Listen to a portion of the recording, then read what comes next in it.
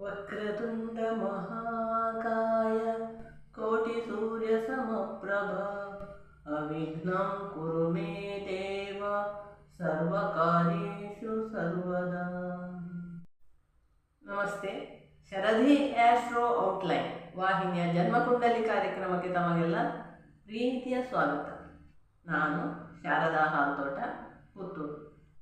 ಮಿತ್ರರೇ, 1 ಪೈಸೆ ಪಾವಲಿ, 2 ಪೈಸೆ ಪಾವಲಿ ಎಲ್ಲ ನಮ್ಮ ಬಾಲ್ಯದ ನೆನಪುಗಳು. ಇಂದು ಇವೆಲ್ಲ ಬರೀ ನೆನಪುಗಳು.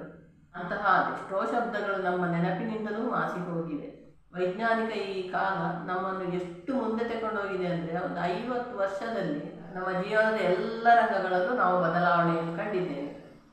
ಕುಂಡಲಿಯಲ್ಲಿ ಸೂರ್ಯನ ಪ್ರಾಮುಖ್ಯತೆ ಏನು ಎಂಬ ಬಗ್ಗೆ ಈ ವೈಜ್ಞಾನಿಕ ಕಾಲದಲ್ಲಿ ಮಾತನಾಡಲು ನನಗೆ ತುಂಬ ಸಂತೋಷವಾಗುತ್ತದೆ. ಇವತ್ತಿನ ವಿಡಿಯೋದಲ್ಲಿ ನಾವು ಸೂರ್ಯನ ಬಗ್ಗೆ ಜನ್ಮಕುಂಡಲಿಯ ಮುಖೇನ ಪ್ರಮುಖ ವಿಷಯಗಳನ್ನು ತಿಳಿದುಕೊಳ್ಳೋಣ. ನವಗ್ರಹರು. ಕುಂಡಲಿಯಲ್ಲಿ ಒಟ್ಟು 9 ಗ್ರಹರು: ರವಿ, ಚಂದ್ರ, ಮಂಗಳ, ಬುಧ, ಗುರು, ಶುಕ್ರ, ಶನಿ, ರಾಹು, ಕೇತು. ಕುಂಡಲಿಯಲ್ಲಿ ಮೊದಲ 7 ಗ್ರಹಗಳ ಬಗ್ಗೆ ತಿಳಿದ ಮೇಲೆಯೇ ರಾಹುಕೇತುಗಳ ಬಗ್ಗೆ ತಿಳಿಯಲು ಸಾಧ್ಯ. ನವಗ್ರಹರಲ್ಲಿ ರವಿ ಮೊದಲನೆಯ ಗ್ರಹ. ಆದಿದೇವ ನಮಸ್ತುಭ್ಯಂ, ಆದಿದೇವ ನಮಸ್ತುಭ್ಯಂ, ಪ್ರಸೀದ ಮಮ ಭಾಸ್ಕರಃ, ದಿವಾಕರ ನಮಸ್ತುಭ್ಯಂ, ಪ್ರಭಾಕರ ನಮೋಸ್ತುತೆ. ಭೂಮಿಯ ಆದಿದೇವನು ಅವನೇ, ಕುಂಡಲಿಯ ಆದಿದೇವನು ಅವನೇ. ಚಂದ್ರನಲ್ಲಿ ಹುಣ್ಣಿಮೆಯು ಅವನಿಂದಲೇ, ಅಮಾವಾಸ್ಯೆಯು ಅವನಿಂದಲೇ. ಅಸ್ತ ಎಂಬ ಶಬ್ದದ ಹುಟ್ಟಿಗೆ ಕಾರಣನೂ ಅವನೇ. ರವಿಯ ಪ್ರಭೆಯು ಇಲ್ಲದಿದ್ದಾಗ ಗ್ರಹವು ಅಸ್ತಂಗತವಾಗುತ್ತದೆ. ಇದನ್ನು ಮೌಢ್ಯ ಎಂದು ನಾವು ಗುರುತಿಸುತ್ತೇವೆ.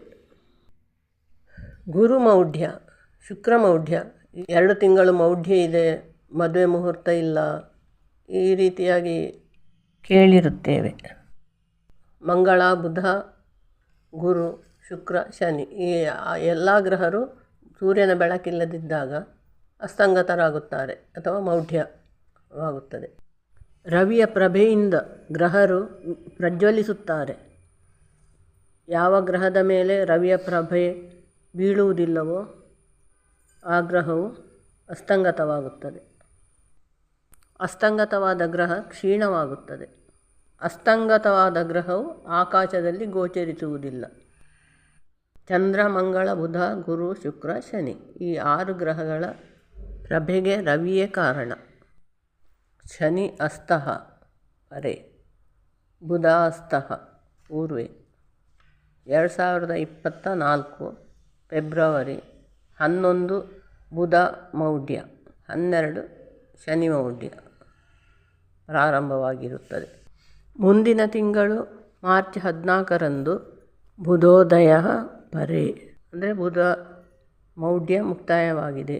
ಹಾಗೆಯೇ ಶನಿ ಉದಯ ಪೂರ್ವೆ, ಮಾರ್ಚ್ 17ರಂದು ಆ ಚಿಹ್ನೆ ಇರುವ ದಿನ ಶನಿ ಮೌಢ್ಯ ಮುಕ್ತಾಯವಾಗಿದೆ. ಇತರ ಮೌಢ್ಯಗಳನ್ನು ಕೂಡ ಇದೇ ರೀತಿ ತಿಳಿಯುವುದು. ಇದರಿಂದ ರವಿಯು ಗ್ರಹರ ಪ್ರಭಾಕರನೂ ಆಗಿದ್ದಾನೆ ಎಂದು ತಿಳಿದು ಬರುತ್ತದೆ. ಮಿತ್ರರೇ, ನಮ್ಮ ಹಿಂದೂ ಪಂಚಾಂಗದಲ್ಲಿ ಪೂರ್ವಜರಿಂದ ಬಂದಂತಹ ಅದರದ್ದೇ ಆದ ಲೆಕ್ಕಾಚಾರಗಳು ಪ್ರತ್ಯೇಕವಾಗಿವೆ. ನಮ್ಮ ಪಂಚಾಂಗದಲ್ಲಿ ಸಮಯವನ್ನು ಗಳಿಗೆಯಲ್ಲಿ ಹೇಳಲಾಗಿದೆ. ಅದನ್ನು ಹೇಗೆ ಗಂಟೆಗೆ ಪರಿವರ್ತನೆ ಮಾಡುವುದು ಎಂದು ತಿಳಿಯುವ.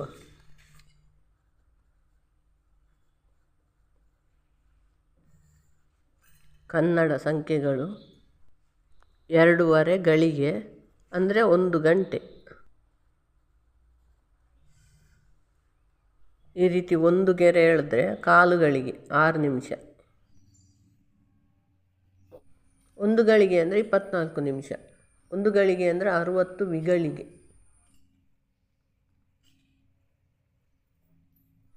ಕನ್ನಡ ಸಂಖ್ಯೆ 1ರಿಂದ 10 ಹೀಗಿವೆ: 1, 2, 3, 4, 5, 6, 7, 8 9 10 1 2 3 4 5 6 7 8 9 10 2:30 ಗಳಿಗೆ ಅಂದರೆ 1 ಗಂಟೆ, 10 ಗಳಿಗೆ ಅಂದರೆ 4 ಗಂಟೆ, 20 ಗಳಿಗೆ 8 ಗಂಟೆ, 30 ಗಳಿಗೆ 12 ಗಂಟೆ, 40 ಗಳಿಗೆ 16 ಗಂಟೆ, 50 ಗಳಿಗೆ 20 ಗಂಟೆ, 60 ಗಳಿಗೆ 24 ಗಂಟೆ. ಒಂದು ದಿನಕ್ಕೆ 60 ಗಳಿಗೆ. ಮಿತ್ರರೇ, ಒಟ್ಟು 12 ರಾಶಿಗಳು ಕುಂಡಲಿಯಲ್ಲಿ. ಒಂದು ರಾಶಿ ಅಂದರೆ 2 ನಕ್ಷತ್ರ. ಒಟ್ಟು 9 ಗ್ರಹರಲ್ಲಿ ರಾಹುಕೇತು ಬಿಟ್ಟು 7 ಗ್ರಹರು: ರವಿ, ಚಂದ್ರ, ಮಂಗಳ, ಬುಧ, ಗುರು, ಶುಕ್ರ, ಶನಿ. ಈ 7 ಗ್ರಹರಿಗೆ ಈ 12 ರಾಶಿಯಲ್ಲಿ ಸ್ವಂತ ಮನೆ. ರವಿಯ ಮನೆ ಸಿಂಹರಾಶಿ. ಸಿಂಹರಾಶಿಯ ಅಧಿಪತಿ ರವಿ. ರವಿಯಿಂದಲೇ ಕುಂಡಲಿಯ ಸಮಯ ನಿರ್ಧಾರವಾಗುತ್ತದೆ.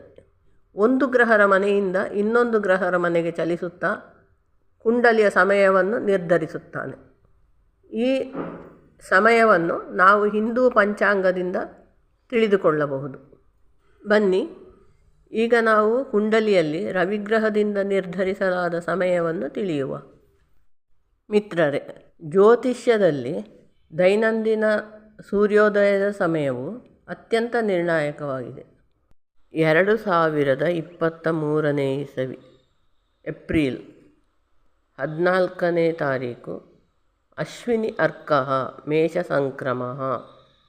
15ನೇ ತಾರೀಕು ಒಂದು ದಿನ ನಂತರ ಸೌರಯುಗಾದಿ ವಿಷು. ಈ ರೀತಿ ಬರೆದಿದೆ. ಇದರ ಅರ್ಥ ಏನು? ಏಪ್ರಿಲ್ 14 ಅಶ್ವಿನಿ ಅರ್ಕಃ ಮೇಷ ಸಂಕ್ರಮಃ.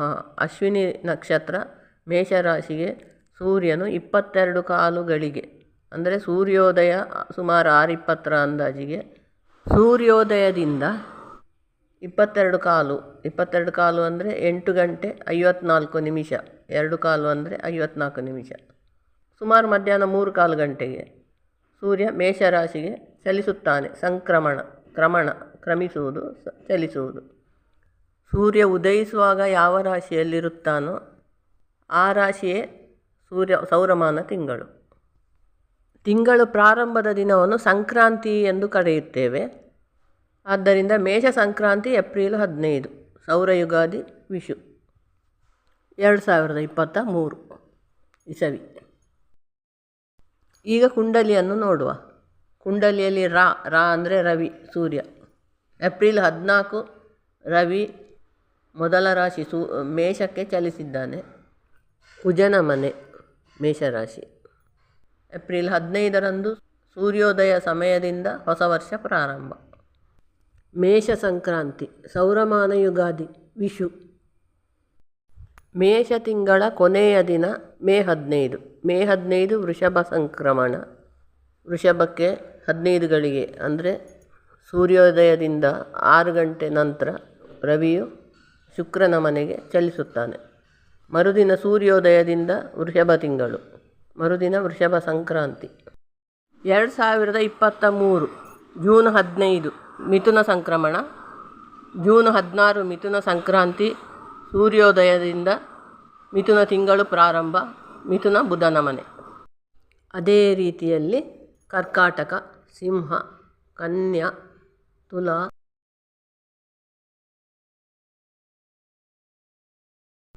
ವೃಶ್ಚಿಕ, ಧನು,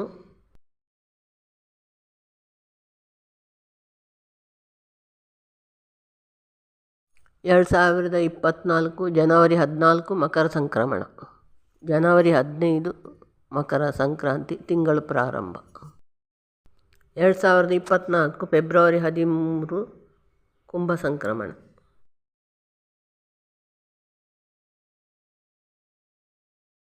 ಕೊನೆಯ ತಿಂಗಳು ಮೀನ ತಿಂಗಳು. 2024 ಮಾರ್ಚ್ 15 ಮೀನ ತಿಂಗಳು ಪ್ರಾರಂಭ. 14 ಮೀನ ಸಂಕ್ರಮಣ. 2024 ಏಪ್ರಿಲ್ 14 ಸೌರಯುಗಾದಿ ವಿಷು. ಮತ್ತೊಂದು ಹೊಸ ವರ್ಷ ಪ್ರಾರಂಭ. ಏಪ್ರಿಲ್ 13 ಮೇಷ ಸಂಕ್ರಮಣ.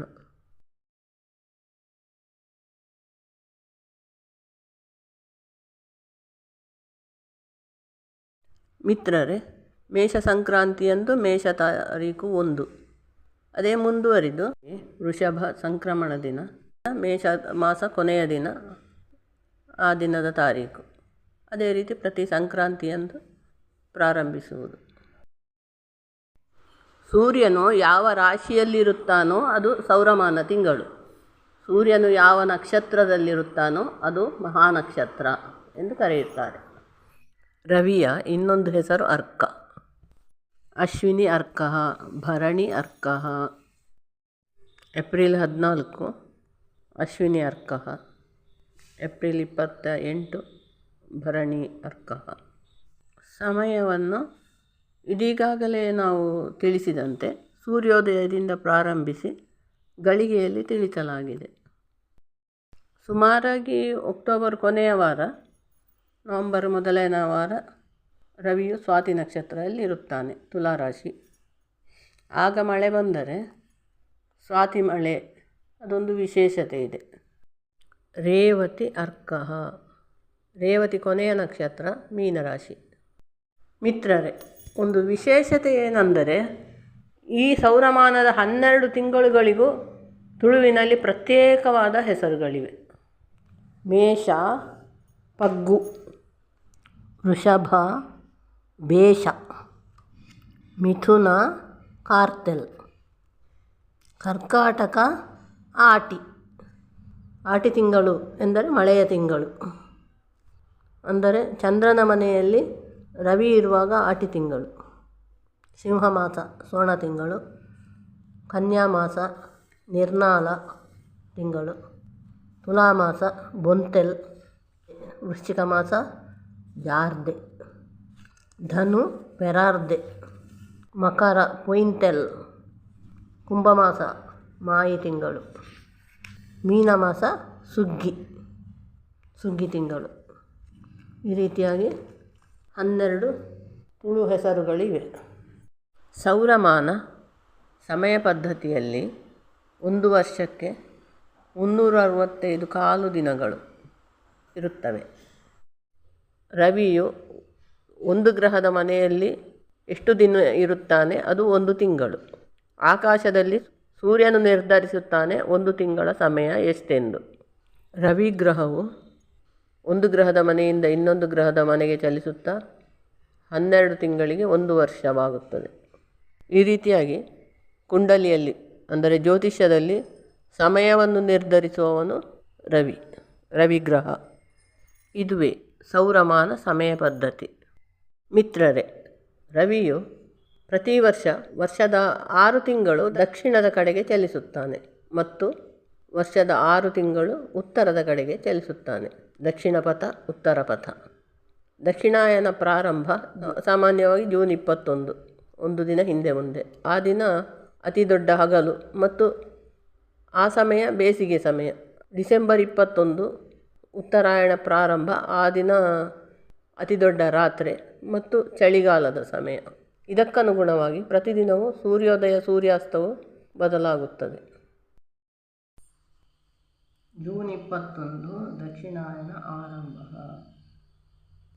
ಮಿಥುನ ಸಂಕ್ರಮಣ, ಮಿಥುನ ತಿಂಗಳು.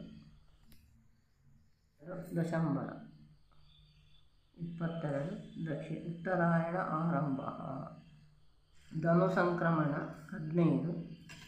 ಯಾವ 6 ತಿಂಗಳುಗಳು ದಕ್ಷಿಣಾಯನ, ಯಾವ 6 ತಿಂಗಳುಗಳು ಉತ್ತರಾಯಣ, ಇದನ್ನು ನಾವು ಕುಂಡಲಿಯಲ್ಲಿ ಈಗ ತಿಳಿಯುವ. 2024ರಲ್ಲಿ ಜೂನ್ 21 ದಕ್ಷಿಣಾಯನ ಆರಂಭ ಮತ್ತು ಡಿಸೆಂಬರ್ 22 ಉತ್ತರಾಯಣ ಆರಂಭ. ಮಿಥುನ ಮಾಸ 7, ಮಿಥುನ ಮಾಸ 1 ಅಂದರೆ ಜೂನ್ 15 ಮಿಥುನ ಸಂಕ್ರಾಂತಿ, ಅಲ್ಲಿಂದ ಮತ್ತೆ 7ನೇ ದಿನ ಜೂನ್ 21ರಿಂದ ಪ್ರಾರಂಭಿಸಿ ಕರ್ಕಾಟಕ, ಸಿಂಹ, ಕನ್ಯಾ, ತುಲಾ, ವೃಶ್ಚಿಕ, ಧನುಮಾಸ 6ನೇ ದಿನ ಅಂದರೆ ಡಿಸೆಂಬರ್ 21ರ ದಿನ, ದಕ್ಷಿಣಾಯನ ಕೊನೆಯ ದಿನ. ಉತ್ತರಾಯಣವು ಧನುರ್ಮಾಸ 7ನೇ ದಿನದಿಂದ ಪ್ರಾರಂಭವಾಗಿ ಮಕರ, ಕುಂಭ, ಮೀನ, ಮೇಷ, ವೃಷಭ, 2025ರಲ್ಲಿ ಮತ್ತೆ ಪುನಃ ದಕ್ಷಿಣಾಯನ ಪ್ರಾರಂಭವಾಗುವವರೆಗೆ ಮಿಥುನ ಮಾಸದಲ್ಲಿ ದಕ್ಷಿಣಾಯನ, ಉತ್ತರಾಯಣ, ಹಗಲು, ಈರುಳು, ಬೇಸಿಗೆ, ಚಳಿ, ಸೂರ್ಯೋದಯ, ಸೂರ್ಯಾಸ್ತ. ಇದಾಗಿದೆ ಕುಂಡಲಿಯಲ್ಲಿ ರವಿಯೊಂದಿಗೆ ಸಮಯದ ಸಂಬಂಧ. ಜ್ಯೋತಿಷ್ಯದಲ್ಲಿ ಪ್ರತಿ ಗ್ರಹರಿಗೂ ಆಡಳಿತಾತ್ಮಕವಾಗಿ ಒಂದೊಂದು ಸ್ಥಾನ ಇದೆ. ಅದರಲ್ಲಿ ರವಿಗೆ ರಾಜನ ಸ್ಥಾನ. ಅದೇ ರೀತಿ ಸಂಬಂಧದಲ್ಲಿ ರವಿಗೆ ತಂದೆಯ ಸ್ಥಾನ. ಮಿತ್ರರೇ, ಜ್ಯೋತಿಷ್ಯ ಆಧಾರದಲ್ಲಿ ರವಿಯ ಬಗ್ಗೆ ಸಾಕಷ್ಟು ವಿಚಾರಗಳನ್ನು ನಾವು ಇವತ್ತಿನ ಜನ್ಮಕುಂಡಲಿ ಕಾರ್ಯಕ್ರಮದಲ್ಲಿ ತಿಳಿದುಕೊಂಡೆವು. ಮುಂದಿನ ವಿಡಿಯೋದಲ್ಲಿ ಇನ್ನಷ್ಟು ವಿಷಯಗಳೊಂದಿಗೆ ಮತ್ತೆ ಭೇಟಿಯಾಗೋಣ. ವಂದನೆಗಳು.